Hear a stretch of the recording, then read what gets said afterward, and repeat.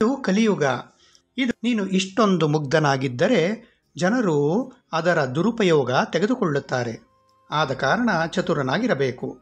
ಪ್ರತಿಯೊಬ್ಬರನ್ನು ನಂಬುತ್ತಾ ಹೋಗಬೇಡ. ಜನರೊಂದಿಗೆ ಮಾತನಾಡುತ್ತಿದ್ದಂತೆ ಅವರನ್ನು ಸರಿಯಾಗಿ ಅರ್ಥ ಮಾಡಿಕೊ.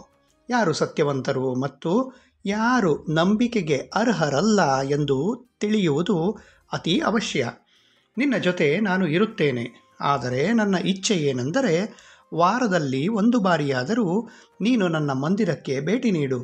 ನಾನು ಇದನ್ನು ಏಕೆ ಹೇಳುತ್ತಿದ್ದೇನೆಂದರೆ, ಯಾವ ಮಂದಿರದಲ್ಲಿ ನಾನಿದ್ದೇನೋ ಅಲ್ಲಿ ಬಹಳ ಧನಾತ್ಮಕ ಶಕ್ತಿ ಇರುತ್ತದೆ. ಮತ್ತು ಯಾವಾಗ ನೀನು ನನ್ನನ್ನು ಕಾಣಲು ಅಲ್ಲಿಗೆ ಬರುತ್ತೀಯೋ ಆಗ ನಿನ್ನೊಳಗೆ ನಾನು ಆ ಧನಾತ್ಮಕ ಚೈತನ್ಯ ಶಕ್ತಿಯನ್ನು ತುಂಬುತ್ತೇನೆ.